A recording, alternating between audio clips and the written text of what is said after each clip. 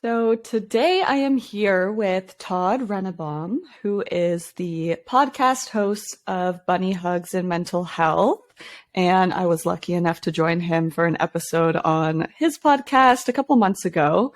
And now here we are, ready to hear your story on this podcast. So before we get into all the deeper things, do you want to just start off with a brief introduction? Sure. I'm Todd Rennebohm. I live in Indian Head, Saskatchewan, Canada. I was raised here, but I lived in Regina for quite a few years after high school. I've bounced around from job to job. I'm a jack of all trades, master of four, and I started advocating about 6 years ago. I've been sober for just over 6 years. And I've just recently been diagnosed with ADHD about 3 weeks ago. So my journey continues. Awesome. Thanks for sharing. And we're going to get really into your story today. I know you've had quite the experience. So do you want to just start off by explaining what your experience with mental illness and addiction actually looked like? Sure. It started when I was about 17 years old. No, that's a lie. It started when I was about grade 5, actually. I was diagnosed with a stomach ulcer. I had such bad anxiety and, that, it was showing itself physically. So I was diagnosed with a stomach ulcer, but not diagnosed with any kind of mental disorder back then. I'm 45 years old, so that was quite a few years ago. My mom knew that it was something to do emotionally because she said I had a nervous stomach, and that I was nervous, which meant anxiety back then, but I didn't know what it meant exactly. And then through high school, I started drinking. You hear this from a lot of people that I didn't really quite fit in. I mean, I did, but that's it was masking. I didn't feel like I fit in. But I did fit in. I was a class clown and, I was popular enough, I guess, like every teenage kid, they had some issues in high school. I don't know if I'd call it bullying or just being sensitive or whatever, but, I found that drinking was the one connecting thing I had with other people. So that was a lot of my friendships were bonded around partying and drinking. I think it was my last month of high school. I started to not go to school. I was sleeping in. I didn't understand what was happening. I think it was just a lot of anxiety and depression. My dad tried talking to me. He was a social worker at the time. Even social workers back then, I don't think really understood like they do now what depression and anxiety look like, or what exactly it was. Because he was more or less, along the lines like, well, pull up your bootstraps and get going kind of thing, right? So, it was very invalidating at that time. So then anyway, I graduated. I moved to Regina. I did have some kind of, I'll say, sexual trauma, I guess, a few times when I was drinking and smoking pot and living in Regina and stuff. So that kind of confused things too. Eventually I was I didn't know what the hell I wanted to do. I didn't know if I wanted to go to school. I didn't know if I wanted to keep working. I was working at an animal shelter. So I was like 18 years old and part of my job was like putting down animals. So that was like traumatizing. So I started drinking more. I was kind of the guy at the party that would end up crying and being suicidal by the end of the party, quite often. I didn't know what to do with that. Neither did my friends. So it was like the next day when everyone's sober, it was just like, we would talk about it. It was like, oh, that was some party. Hey, yeah, that was crazy. Yeah. That kind of got weird. Hey, yeah, should we go to Denny's? We just didn't talk about it. And then, I ended up going to school for a little bit. I left that as well. I joined a band. We started playing quite often and rehearsing quite often, which meant I was in bars all the time. and some of the trauma stuff kind of settled down. So then I kind of lost a bit of the suicidal drunkiness and just went back to the party drunkiness. But during the day, I always had anxiety. I was always full of anxiety. I didn't know what to call it exactly back then. And I didn't know what to do with it. I was always internalizing everything. I'd talk about spiraling and amping up and stuff. I did a lot of that with a lot of things, with relationships and work and school and stuff like that. And then I met a young lady, and we moved in together, and she was kind of my rock, I guess. But she also had to be along for the ride. And she didn't quite understand what I was going through, or at least I felt like she didn't understand. So there was that. Eventually her and I moved back to my small town, Indian Head. We bought a house, $35,000 back then, which was early 2000s. And now my drinking is amping up because of, I think, playing in the bands and stuff. You're just always around booze. So yeah, I wasn't really playing in the bands anymore. I was just a normal work guy, but I was still drinking every night. I was smoking pot more often. And now, my depression and anxiety was turning more into anger, which is very common in men, which is very common in my family. I would just wake up mad. I was not fun to be around. It was always like inanimate objects I'd flip out on. Like, it wasn't like, if I was in a situation, I was pretty cool, but I don't know, it would be like trying to hang curtains or something, and the screw wouldn't go into the wall. And like, next thing you know, there's holes in the wall, and I'm throwing tools, and I'm just flipping out. And, my girlfriend at the time was trying to calm me down, and I'm, calling, shut the hell up. I was turning into all the men in my family, basically. And I didn't like it. It was gross. It was a gross feeling. I don't like that. Because I saw it as a kid, and I didn't like it, but I didn't know what to do about it. So then let's see here. So then I bounced around from a few different jobs. I'm a real job bouncer guy, which I found out later is a ADHD thing. So it took me 45 years to find out. But anyway, I found a good job. I've had a few good jobs, but I kind of started a good job again with the government, which is the government just pays you just enough to make it like I can't quit, because it just pays me. It's not, you're not rich, but there's there's benefits and all this good stuff. And we started having kids around this time. She's now my wife, my girlfriend.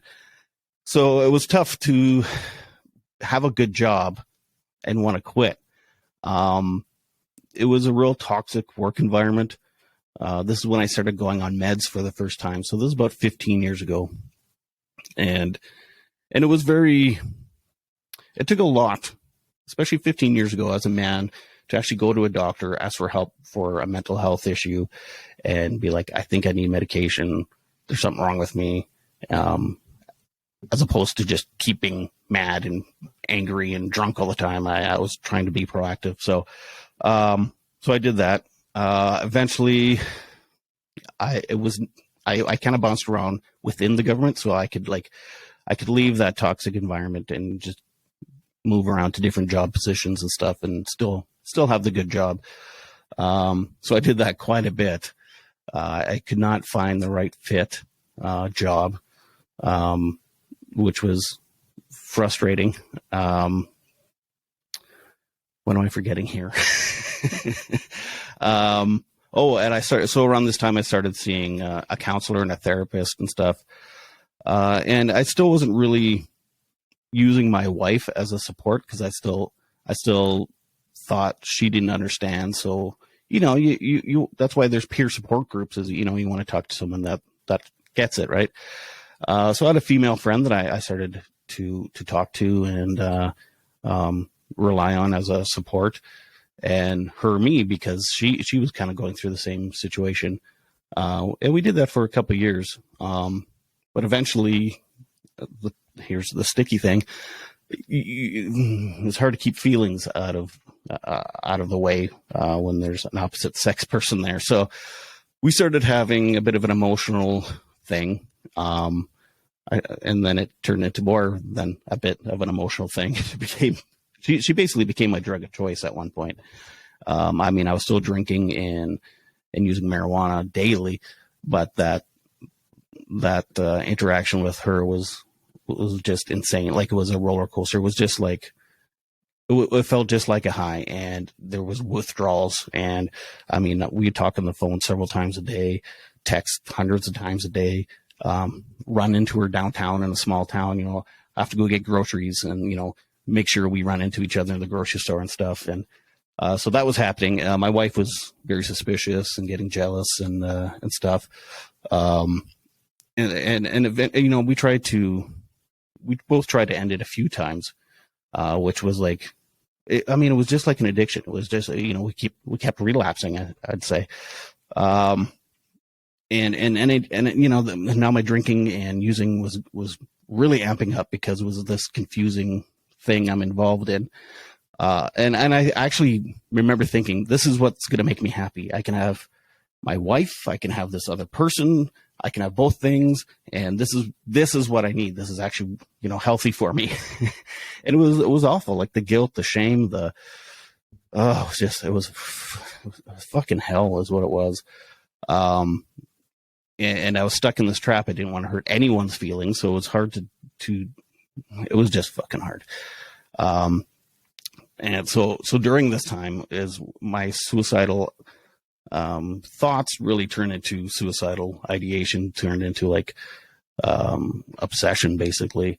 Every night when I was drinking my last drink, I'd put my glass in the sink, and then I'd pull out knives and push them against my neck, push them against my wrist. I had places at work that I thought were good places to die, whether it was hanging or carbon monoxide poisoning, whatever. I mean, when people ask, did you have a plan? I was like, I had a plan for any part of the day. Like, knowing my schedule, it was like 11 o'clock, I know where I'd be. And I had a plan for 11 o'clock, had a plan for 2 o'clock, had a plan for the evening. Like, it was insane.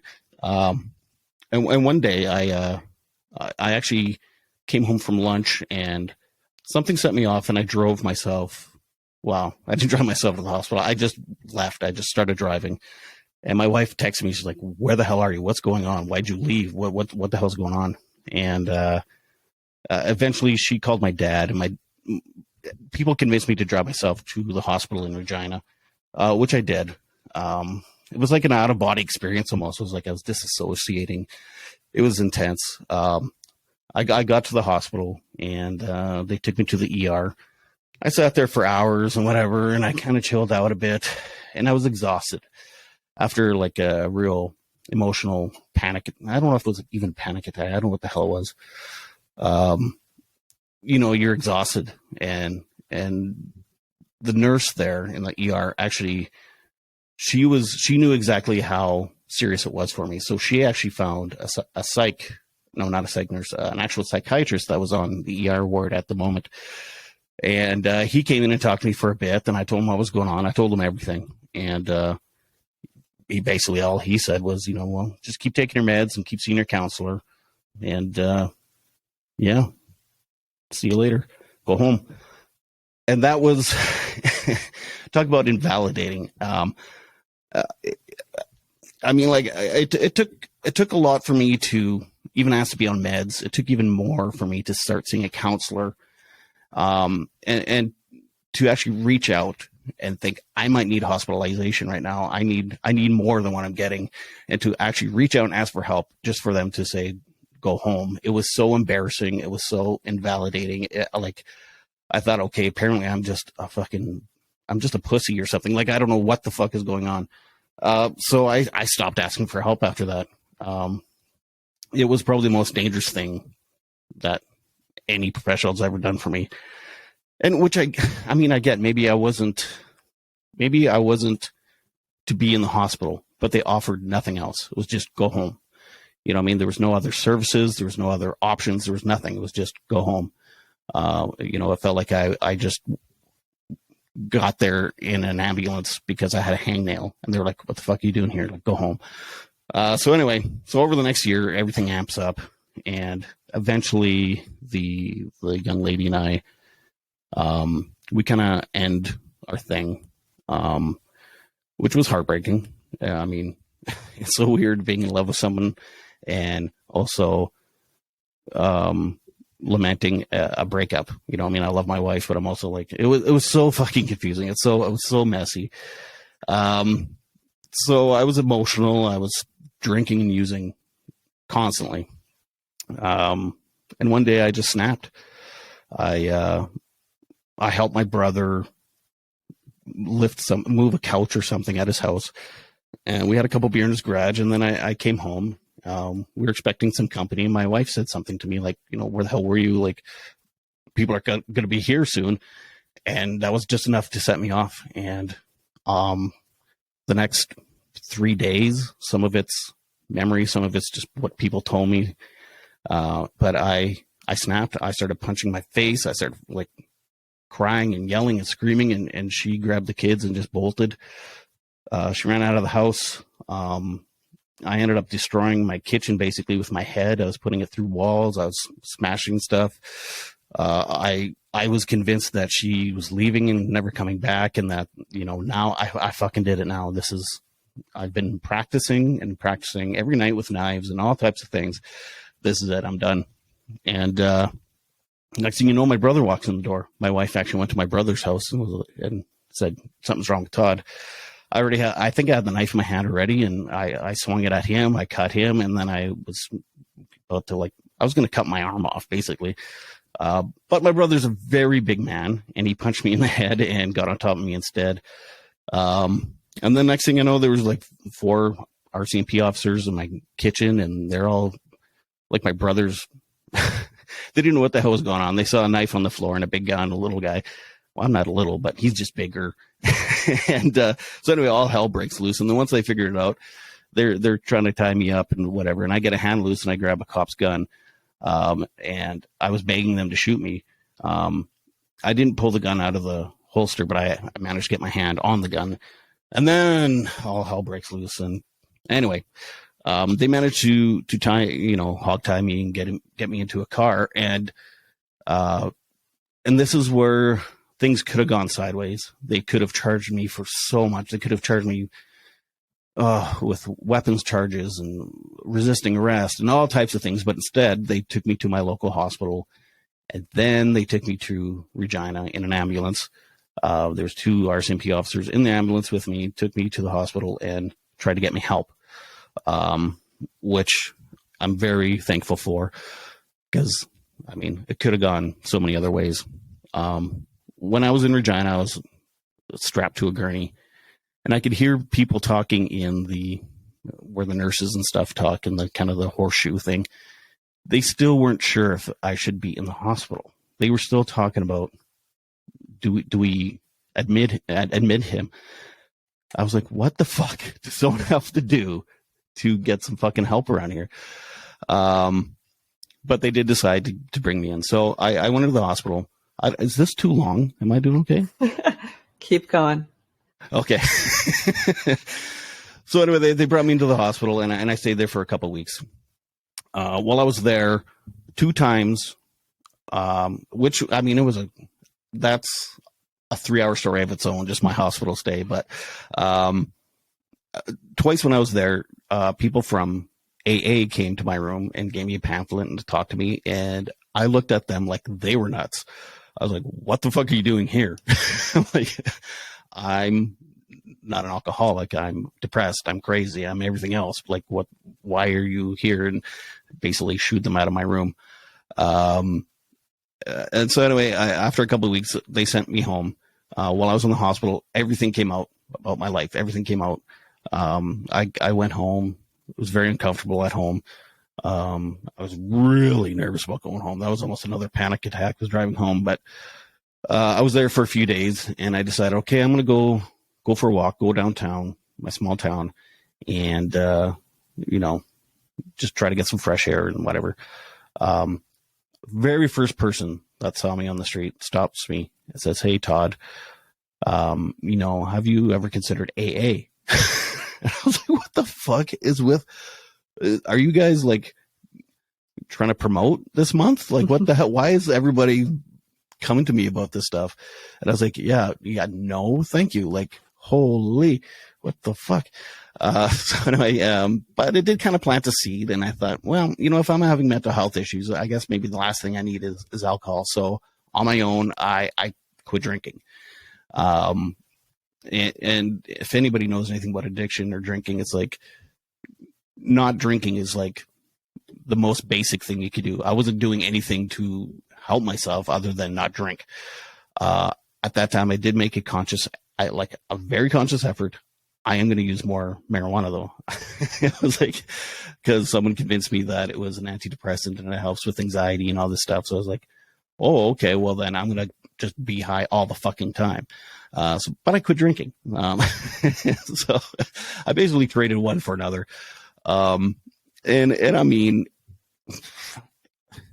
I guess my anxiety got better, except anytime I had anxiety, I would smoke pot, and that was every 2 hours. So I think they call that withdrawal. I called it anxiety, but it was basically I was jonesing for weed. So now I'm like high all the time.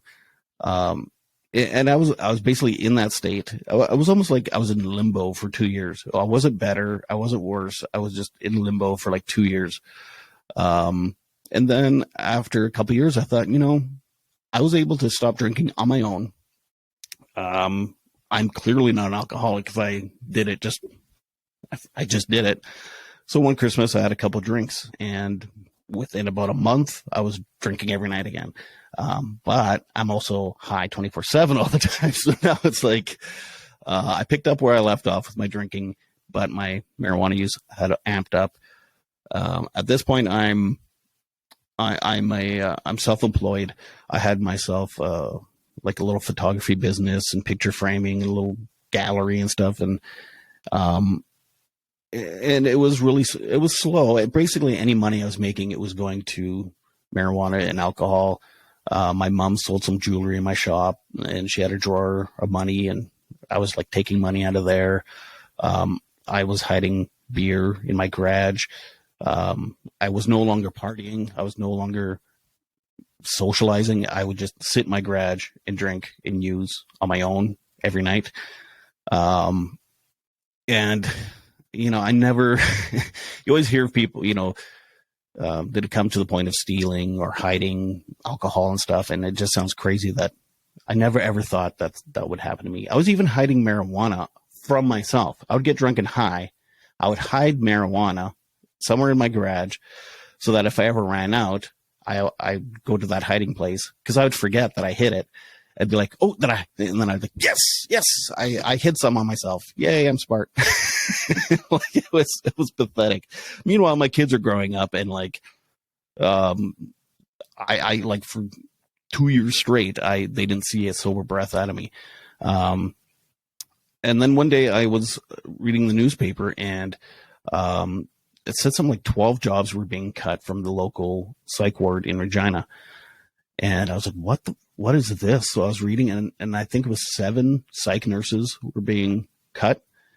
And being in there, like I could tell it was understaffed when I was there like 2 years prior. Like I was like, what? How the hell can they get rid of 7? And so it affected me emotionally. So I wrote this letter to, I don't know who I was writing it to at the time. I just wrote this letter, and I basically came out of the closet with everything about my suicide attempt and what I went through. I didn't talk about the other relationship. Small town, I think everybody knew anyway, but that was a small, anyway, I didn't talk about that part, but I talked about my suicide attempt, my mental health issues, being in the hospital, what it looked like, so on and so on. And then I thought, who am I going to send this to? So I just posted it on Facebook. And then I decided to send it to my local newspaper. I sent it to the Regina Leader Post. I sent it to a bunch of different places, and it blew up. I guess not a lot of people were talking about this stuff, like even 7 years ago, or not as candidly or as openly as I did in my letter. like, I mean, hundreds of thousands of shares, like media, TV, radio, they were coming out to Indian Head to interview me and stuff. And it was like, what the fuck just happened? So yeah, I became this advocate, and I wanted the ball to keep rolling because it was like, okay, I have people's attentions about mental health. Maybe I can do something with this. So I wanted the ball to keep rolling, but also it was like so much pressure on me. I was thrown into this role that I never expected, that I never asked to be in, but I felt obligated that I had to keep going with it. And it caught up to me. It was like only about a month later, I was in my garage, drunk and high and suicidal again, to the point that I was scaring myself. So I came into the house from the garage, and for some reason, I stopped at my computer, and I wrote the first draft of my kid's book, which is right here. Sometimes Daddy cries. So for some reason, I don't know what. See, I was too drunk and high to remember why I did that, but I put it on my computer, thank God. And then I was either going to hurt myself or something, I don't know. But for some reason, I had some clarity, and I woke my wife up. It was like 3 a.m, and I was like puking drunk, which is, it takes a lot for me to puke. So, I was really, really drunk. I woke her up and I said, I'm going to hurt myself. And she scrambled and did as much as she could to find out what to do with me. She called 811. I don't know if that's a thing in Ontario, but it's like a health line. And they said, just take him to your local hospital. So she took me to the local hospital in Indian Head, which turns out, I tell people all the time now, if you're having mental health issues and you live in a small town, don't drive to Regina, don't drive to Saskatoon, go to your local hospital. It's so much better because you're comfortable, you're in your home or in your hometown. There's nurses and doctors and people that you know. And I don't know, they just bring you in, even if they keep you there for a night or two. Like it's better than just being told to go home. So anyway, they brought me in. I ended up staying there for 2 weeks. The doctor wanted me to detox there. There's a whole other story about that too. But the first few days I was going out to the parking lot and smoking pot. And then the doctor's like, if you're going to be here and detoxing, you're not allowed to leave the hospital anymore. So I said, okay. And he gave me some options on treatment and AA, and we basically set up a sober plan for me. And I've stuck to it ever since. So the night I wrote my kid's book, the first draft of it was actually the last night of me drinking, that I did while drunk and suicidal. So it's messed up. But anyway, I got out of the hospital, and I went to my first AA meeting. I was on a wait list for treatment. And there's a treatment center right here in Indian Head. It's one of the better ones in the country at the time. And yeah, AA meeting was scary and intense, and there's people from town that I've known for years, and I didn't realize they were even in the, I didn't realize they went to AA meetings. I was like, well, you're here, but if anyone knows AA or NA, they're very nice people, and they genuinely want you to get better. So it was very friendly. And I don't do well with friendly usually, because it's like, oh, I'm not joining your cult. Oh, you're forcing yourself on me. But it was just the right amount of friendly, right? It was like, this is a nice place, but they're not, I have boundaries and they're not overstepping it. So it was good. I started going to meetings every week, and I did that right up until COVID. And then it was about 3 months I had to wait for treatment. I basically abandoned my business. I just never really went back. And I just sat at home, white knuckled it until treatment. And I went to treatment, and I was there for 28 days, and it was the most awful, terrible, brutal, wonderful, amazing, life-changing event. Like, it was amazing and horrible at the same time. It was like, if you're willing to do the work and talk about the shitty shit, and like, you just if you're going to treatment, just surrender to the plan, just go with it, And that's what I did. I went in there with an open mind. I was like, I'm just going to go with it. I'm here for 28 days. If I leave and I go home, I'm sure my wife will be not too happy. So no matter what, I'm here for 28 days. So let's just let's just see what happens if I, go with it. And I don't regret that ever. So then I got another great job right out of treatment. I started at the Globe Theater in Regina. I was a scenic carpenter, and I started building sets and stuff for theater, and it was amazing. I was working in the arts, which I loved. It was just so fulfilling. It's also a very stressful job, but at the time it was awesome. And after about a year, my treatment center, they asked me to come start speaking once a month. So I did that. I started doing that. I was going to treatment. Things were slowly getting better and better. I was still doing some advocating and setting up like mental health rallies and stuff like this. I started a petition to create a minister of mental health here in Saskatchewan. And I got lots of signatures. And actually now we have a minister of mental health here in Saskatchewan. So yay! I like to think it was my doing. I don't know if I had anything to do with it or not, but so anyway, after about a year of speaking at the treatment center, the director at the time asked me to join the staff. And it was a hard decision because it didn't pay well. It was part-time and whatever. But I asked my higher power, which sounds silly, but for a sign. And it was funny. I don't want to talk about this much, but I was having a really bad day at work at Globe Theater, and I also had this other job offer. I didn't know what to do, and I asked for a sign. I walked out of work, and walking downtown Regina, there's this guy I haven't seen since treatment. I was in treatment with him.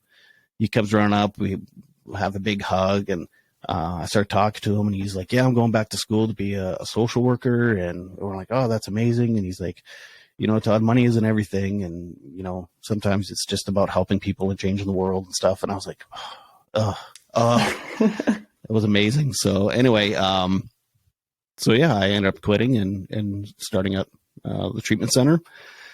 And I met amazing people there. If you ever get a chance to work in a treatment center, I'm telling you, like the people the clients, it's so amazing. To this day, if I like run into someone that was in there while I was working, I get hugs and like, it's just amazing. Unfortunately, I knew a lot of people that are now in their graves, with that job, which is the messed up part. But I sleep good at night knowing that I did the best I could to help those people while they were there. I wasn't a counselor. I was like an evening and weekend kind of guy who had been through treatment and stuff. So I was kind of like a sponsor in the evening and weekends, and it was amazing. Unfortunately, COVID hit, and then there was a fire in the building. So that treatment center moved to Regina, and I moved on. I now have a different job, but, whatever. I work in a wonderful place with people that are super supportive. And during COVID, I thought, I used to play bands, so I have a bunch of gear, microphones and cords and things. And I was like, I've been advocating for a long time, so I have lots of connections. I know lots of people. I have a bit of a name for myself when it comes to mental health in Saskatchewan. I'm tired of telling my story. I want to hear other people's story. I want, that's how I can advocate, is actually help other people to help their advocating. So I started the podcast, Bunny Hugs and Mental Health. It was only meant to be kind of a Saskatchewan podcast, some local stories about mental health. So the first, 4 or 5 episodes are like that, but I got hooked. I was like, this is so much fun. I love it. This is amazing. And now it's been about a year and a half, and I think I have 70 episodes out now. And I just love it. Now it's like 30% of my audience is American, and another 10% worldwide, and whatever. Like, it's just amazing. I love it. I make no money from it yet. I'm sticking with it. As they say, it's a marathon, not a sprint. So, not that I'm doing this to make money, but I love it enough that I want to do this more. And so I kind of have to make money on it, you know. But I have a wonderful work-life balance right now. I work part-time. It's like 3 days a week, because that's all my brain could handle. For whatever reason, I cannot do a full-time job. And again, like recently I was like, something's not right. Like, why can't I have a job? Like, why can't I just be a normal person?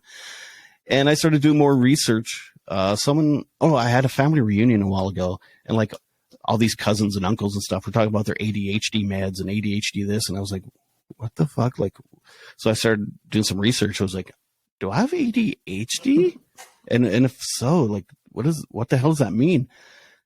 And then I had more friends like be diagnosed as adults with ADHD and tell me like, oh, the meds are like life-changing. It's like, it's a game changer, man. I was like, well, I want that. You know, like I'm sober. I've been through counseling. I've been on meds. This has been like 15, 20 years of my life being proactive. And like, why do I still not feel right? You know, something's still not right. And 3 weeks ago, I did this whole assessment thing, and, you know, hours and phone calls and worksheets and psychologists and everything. And they said, yeah, you have ADHD, my friend. So I started medication about a week ago, and it's early in the medication. So it's, it's very subtle, the effects right now. And they're actually tomorrow, I think they're getting my dosage is going up. So I'm curious to see what's going to happen with this. It's very subtle what's happening right now, but if what's happening is what I think is happening in my brain right now with the meds, it's going to be a game changer. Yesterday I did a bunch of stuff and I didn't have anxiety doing it, which is like insane for me. It's like, as I'm doing one task, I'm already worrying about the next task. And I have this anxiety about it. And it's like, plus I have this other task I want to get done. So I'm worrying about 3 tasks as I'm just trying to work on this task, but that didn't happen yesterday. It was just like, I just did them. And I was like, what the fuck is this? Has this been my problem all along? You know?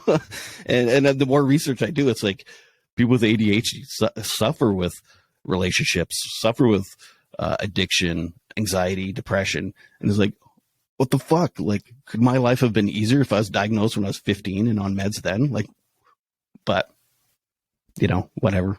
I wasn't diagnosed at 15, so whatever. That's fine. I'm dealing with it now, and it was very validating, and it feels really good to have this diagnosis and have someone validate everything I went through. And the other thing about ADHD, it's like now I can separate myself from my troubles and all the guilt and shame and things I did. You know what I mean? It's like, oh, that was the ADHD. It was like, that wasn't Todd. That was this thing. And so I feel a lot less guilt and shame. Like in AA, it's like you're supposed to make amends, including with yourself. And, you know, I think I made amends with a lot of the stuff, a lot of my past, but not really, you know, I mean, it still chewed at me a bit, but now that with this diagnosis, it's like, holy fuck. Okay. Yeah, I can separate the two now. And it's like, yeah, it's been amazing the last 3 weeks. Anyway, that's my story. Wow. What a story. That has so many ups and downs. And I mean, if you go from point A to point B and where you're at right now, like hosting a podcast, being Saskatchewan's mental health advocate, like that is such an incredible accomplishment. And just thank you so much for sharing your story. I'm so sorry all of that happened and you went through all of that, but it truly is really, really inspiring to see where you're at today and how you use those shitty experiences to now create this platform that allows others to share their story, and you just continuing to raise awareness about some of those systemic things as well. So, wow, well, that's you. Just and you're inspiring wild. As well. I mean, you have your own story and you're doing the same thing. So, yeah. Thank you. So, I mean, you went through a lot, but I kind of want to talk about like more of the recent years. Like, what have been some of the most challenging aspects of sobriety for you? Oh boy, it depends on the day. I mean, I'm 6 years sober now, so it's just me now. It's not. It's actually not that challenging. Don't get me wrong. I would love to fucking smoke a big fat bowl of weed right now. But, I know where that'll take me. So, in early sobriety, the challenging thing was not knowing if I was actually an addict, or an alcoholic. It was like I was in treatment, and I was still like first week of treatment. I was like, I'm still not convinced I have a problem. It's like, who the fuck, after all the shit I went through, like, you don't accidentally get told by a doctor to go to treatment, and you're not accidentally there for a full week. It was like something, and I can't remember what, I think my counselor said that to me or something. And it was like, I was like, oh yeah, that was pretty stupid. Like, that's how powerful like addiction is. It's like, it's convincing. It was still trying to convince me that I didn't have a problem a week in treatment. Like, or the other thing was like, okay, I'll get sober for a while. I'll learn how to be a responsible user. It's like, no, I can't. Like, maybe other people can, but I know I can't, because, and this is an ADHD thing. It's that dopamine chase. You need, you constantly need a little bit of dopamine. So if anything kind of feels good, I want to do it all the time. And, that was kind of a struggle in early sobriety, is to accept that, this is now me. This is my new normal. I cannot do this anymore. And so that's why there's slogans like one day at a time. It's not, you don't think about it for the rest of your life being sober. You just think, I just could be sober today. So yeah, having a sponsor and having those slogans were very helpful. Yeah, well, congratulations. 6 years. Good for you. Thank you. The last couple of years have been a lot easier than the first few years, but yeah. Yeah, and I also wanted to ask, like, and if this is crossing any boundaries, feel free to just say no. But what was your relationship with your kids and your wife during that time? Like, how did all of these mental health issues really affect those relationships? Well, with my wife, after my first hospital stay and everything came out about the other relationship and stuff, she saw a counselor, I saw a counselor, and then we saw one together. And that was amazing, because my wife had stuff she was going through. She had her own problems. We all have our own trauma and problems. So she was able to get herself healthy enough to understand my problems and our problems and stuff. And now she's been incredibly supportive, since then. Like, I can tell her anything now. I don't feel like I did before. I was like, I have to talk to someone that understands. She's just so accepting and understanding. And my kids, they were pretty young at that time, but I've always been really open with them about my mental health, and well, sort of.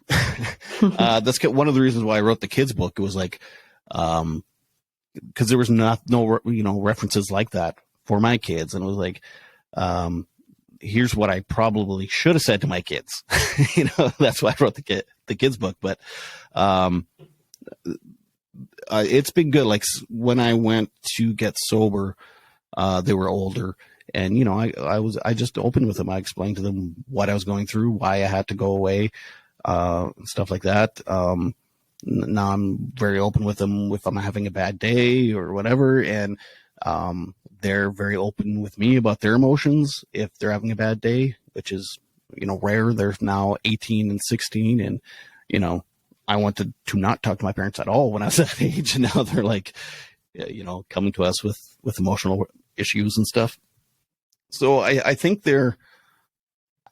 because of that, I think they are somewhat emotionally intelligent, or on their way to being emotionally intelligent anyway. So, which is nice. And yeah, my wife is just so amazingly, she's like hyper emotionally intelligent. So that's nice. She's kind of all of our inspiration that way. So, So yeah, I have an amazing relationship with my wife and kids now. Really happy to hear that. And again, it's fascinating how these like horrible experiences can really give us some of these positive things like emotional awareness, like being able to communicate about our feelings. And I mean, it doesn't always have to take a really shitty experience to get you there, but it is really validating when you do get there. And it's just such a good feeling. Mm-hmm. Yeah. And now I think with the ADHD stuff too, that's funny. I'm watching my kids now and it's like, do they have ADHD? Should I get them diagnosed early? I don't want them to be, 45 years old and have to go through, all these life changes and not, but that's, yeah, we'll see. Time will tell. Yeah. Amazing. Well, I do want to like dive into everything, but I know time crunch. So I just want to ask, like, if you could give any advice to anyone who's currently struggling with addiction, what would it be? Oof. Just accept it, man. You are having trouble with addiction. Like, don't let the addiction tell you otherwise. Be proactive, get some help. You have supports and people that love you. They really want to help you. Let them. Like, there are people I know who are dead because they would not get the help. They wouldn't accept it. And I'm telling you, it's fine. It gets better. It's fine. It gets really good, actually. Like, it's okay if you need help. It's okay if you have addiction issues. Don't listen to the norm that's out there that you're a criminal or a bad person. I mean, people that are workaholics or gym people that go, exercise 12 hours a day, those are addictions too. They're not criminals or bad people. You're not a criminal. You're not a bad person. You just need some help. You need to accept it, and you need to accept other people's support and love. And it will be life changing. I can tell you that. I can guarantee you that. Yeah, I know a lot of dead people, a lot, especially since COVID. In Saskatchewan, we had record high numbers of overdoses, and that's not including people that I know that went to jail, that were murdered, suicide because of addiction. So yeah, just accept it. You're worth it. So simple yet so powerful. And I'm sorry there has been all those negative things around you. It's never an easy thing to really acknowledge your experience. So thanks for sharing that. But with the advice, I want to end on a positive note. So can you just tell us where we can find your podcast, your book, all the good stuff? Yes, thank you, Angelica. My book is on Amazon. It's Sometimes Daddy Cries. It's a little boy watching his dad go through depression, and they compare it to a physical ailment so the kid can understand better. And my podcast is Bunny Hugs and Mental Health. And that's on Apple, Spotify, pretty much any of the major platforms where you can find podcasts. So, yeah. Amazing. Well, Todd, it's been so great hearing your story. I mean, the story itself was not great, but you're in a great place now. So we're going to focus on the positive. But no, truly, I really, really appreciate you being so open and honest about some of these things that you've gone through, because like you said, as a man opening up for help and going through all that you went through, that couldn't have been easy. So being where you are now, being a mental health advocate, having a podcast, it should be something that you're really, really proud of, and just continue impacting people and creating this positive change. Well, thanks, Angelica. I appreciate that. You too. Thank you.